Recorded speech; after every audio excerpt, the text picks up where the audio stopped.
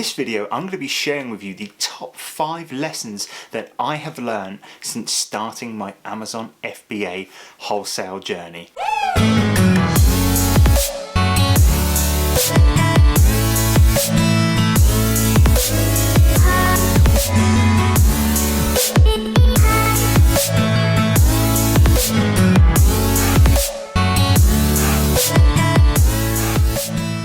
Hey guys, Christos here and welcome back for another video, and like I just mentioned, I'm going to be sharing with you my top 5 lessons that I have learned since starting my journey into Amazon FBA wholesale.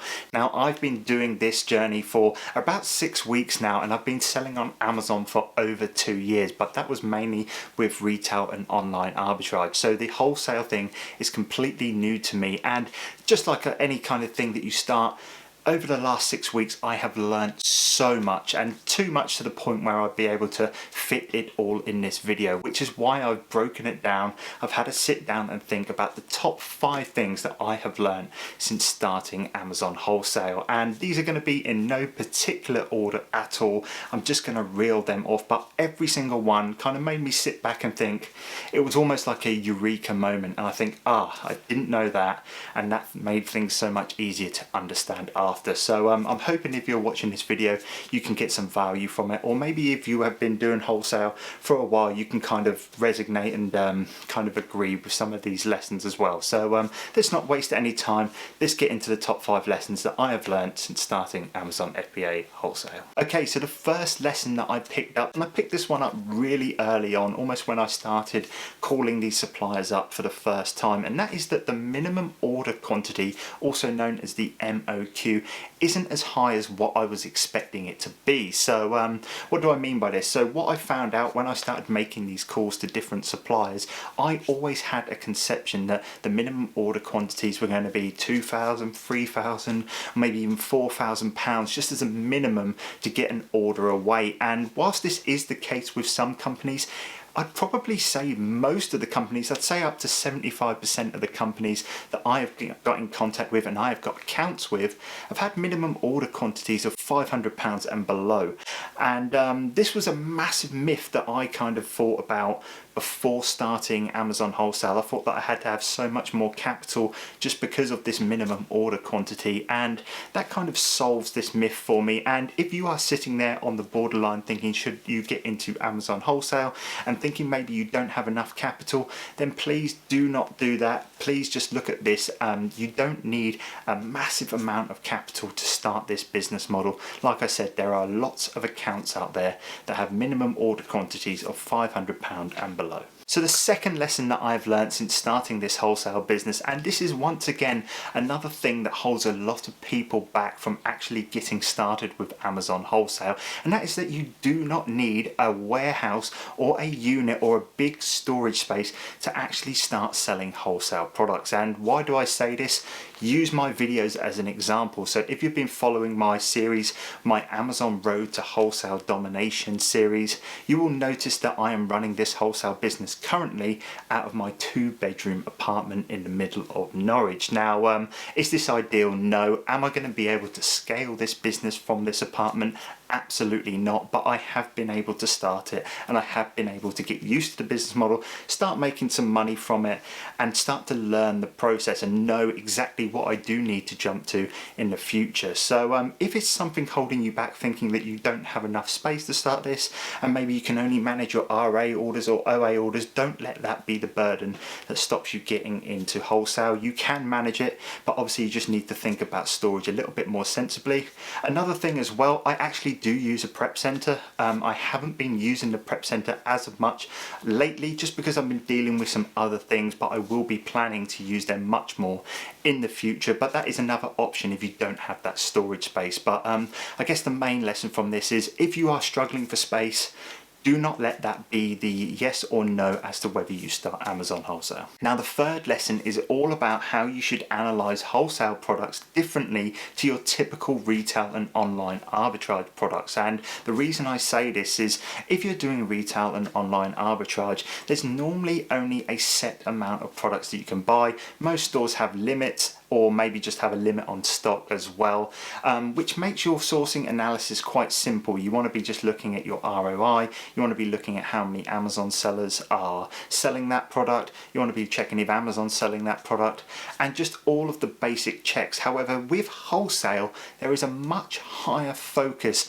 on how many times that product sells a month. And the reason why I say this is with Amazon wholesale, you can't typically order just 1 or 2 units of a product. You normally have to order the products in a case. This is normally 10, maybe 6 or something like that, and there is normally on top of that a minimum case quantity. Now there's a company that I'm dealing with at the moment that actually have a minimum case order of 10, which means if there were 6 units in each case, that would mean my minimum order quantity of just one product would be 60. Now if I'm looking at my Amazon stats and my sales history using BuyBot Pro or something like that, and it's only telling me that product is selling 1 or 2 a month, I'm going to be ordering 60 units of that product, which means it's going to be a very, very long time until I actually sell through that entire order. So there is a much higher focus on how many times that product and how often you can, how quickly you can shift that product in and out of the door. Okay, so lesson number 4 that I've picked up since starting my journey is that wholesalers are great. However, liquidation wholesalers are your golden gems. Now, what is a liquidation wholesaler? Now, a liquidation wholesaler is just like any other wholesaler, however, they only sell end-of-line stock. So these are the companies that will reach out to the brand or the manufacturer and they will take all of the last season stuff and they will just sell it on at really cheap prices, but you normally have to order in much higher quantities. And the reason why these are obviously so good is because you can get a really good margin in these products, and because they are end of line, there isn't going to be any more new sellers coming onto that listing, so you can almost have full control on how to set the price of that product, how quickly you want to sell that product and stuff like that. Now, the bad thing about liquidation wholesalers is that they are actually quite hard to find.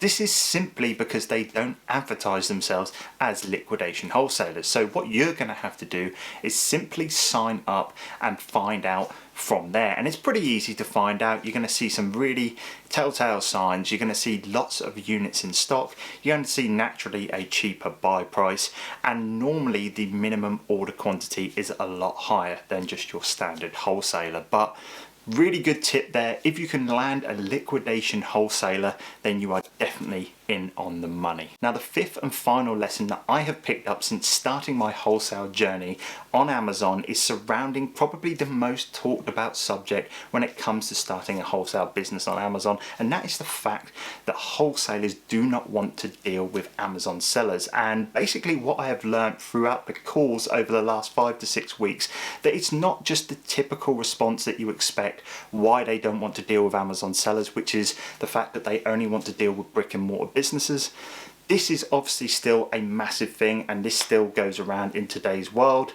I don't understand why, especially after everything that's gone on. You'd think that online is the way to go, but wholesalers are very loyal to their retail stores as well. But I've found out some more reasons as to why wholesalers are quite reluctant to sell to Amazon sellers, and some of these you can actually work around. Now, I'm actually dealing with a wholesaler right now that initially told me no. However, after I asked them their reason, I've actually been able to kind of convince them almost, I haven't got the account just yet, to let me be an account holder of their stock. And the reason that they give me was that wasn't because they only sell to brick and mortar businesses, it was actually because they didn't trust Amazon sellers to hold their prices, and they saw that there was a lot of undercutting going on the Amazon platform, which was devaluing their products. And basically what I did was I reached out to them. I said that I was an experienced Amazon seller. I knew all about the fact that undercutting was going on, that I don't practice it myself, and that I was trying to work with them to kind of get an exclusive deal with their brand on a promise that I wouldn't undercut and devalue their products. And we're very, very close to that right now. I've just got to do a little bit more negotiating, and hopefully I can update you guys when I get that account.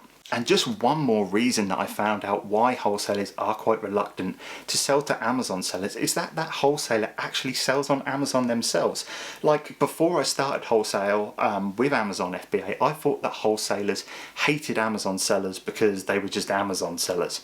The reason why they actually don't sell to Amazon sellers is that they sell on Amazon themselves, and if Amazon sellers were to buy their products off them and sell them on Amazon, it's just creating competition for themselves. But these wholesalers are normally not the good wholesalers that you want to deal with. Most of like the liquidation wholesalers and the bigger wholesalers don't have the time to be selling on Amazon. So that's just a couple of other reasons, just more than the typical one that you normally hear, is that they don't like selling to Amazon sellers because they only stick to retail stores. I really do expect this to change massively over the next 1 to 2 years, and I honestly think maybe in 3 or 4 years that us Amazon sellers or marketplace sellers or any kind of online seller will be the ones that are picking and choosing between the wholesalers rather than that being the other way round. But yeah, that was the 5th tip, and it was just all about just understanding why wholesalers don't want to sell to Amazon sellers. And this is why it is so important to get on the phone to wholesalers, because you learn so much more about their reasons why as well, and you can actually work with them and try and do a deal like that. Okay guys, so they are my 5 main lessons that I've learned since starting my Amazon wholesale business. As always, if you have a lesson that you have learned which I haven't mentioned in this video, make sure you leave that in the comments section down below, and let's continue the conversation down there. Apart from that, if you got some value from any of these lessons, make sure that you like the video. If you haven't subscribed to the channel already, then make sure you do that, and I shall catch you guys in the next video. Take care.